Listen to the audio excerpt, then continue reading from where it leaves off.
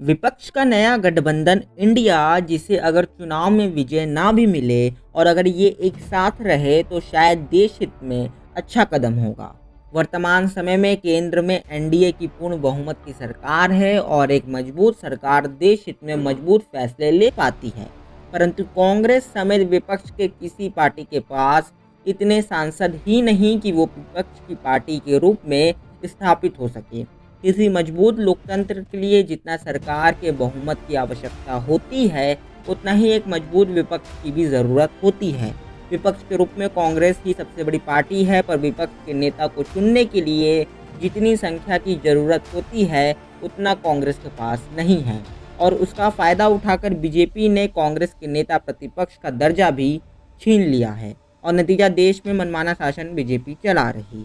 विधेयक संसद में तो आते हैं पर उस पर चर्चा नहीं हो पाता और विपक्ष उस पर दबाव भी नहीं बना पाता। सरकार मनमाने तरीके से उसको पास कराकर उसको देश पर लाद देती है। मजबूर होकर विपक्ष को वॉकआउट करना पड़ता है। संसद में ना तो ज़्यादा किसी समिति में और ना जांच में नेता प्रतिपक्ष का नेता होता है, जिसके कारण किसी भी प्रकार के घोटाले उजागर ही नहीं हो पाते जल्दी।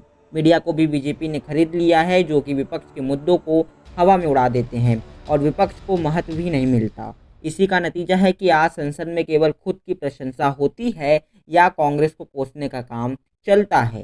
सरकार कभी भी बताना ज़रूरी नहीं समझती कि पिछले एक दशक में उसने कौन सी बड़ी उपलब्धि हासिल की है।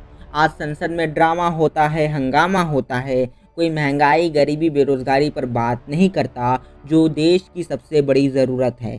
सिर्फ एक दूसरे पर लोग आरोप प्रत्यारोप लगाए जाते हैं। क्या देश की जनता ने इसलिए इन्हें चुना है कि वो केवल सामने वाले की गलती बताएं या देश को आगे ले जाने की नीतियां बताएं?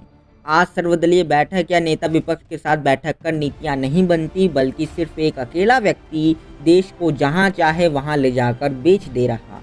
चुनाव आयोग की शक्ति को कम करना, अग्निवीर लागू करना, नई शिक्षा नीति लागू करना, बजट लागू करना, किसी भी विषय पर विपक्ष की सहमति की कोई ज़रूरत नहीं समझी जाती। ये लोकतंत्र और संसद दोनों के लिए सही नहीं है। अगर विपक्ष की ज़रूरत ना होती तो हमारे संविधान में नेता प्रतिपक्ष का प्रावधान या सभी संसदीय समिति में नेता प्रतिपक्ष की नियुक्ति को अनिवार्यता नहीं दिया गया होता। आज ज़रूरत एक मजबूत सरकार के साथ साथ मजबूत विपक्ष की भी है और अगर एनडीए गठबंधन के साथ इंडिया गठबंधन भी मजबूत होता है तो ये देश हित में होगा। चाहे वो सरकार में रहे या विपक्ष में, देश हित में वो अपनी जिम्मेदारी निभा पाएंगे।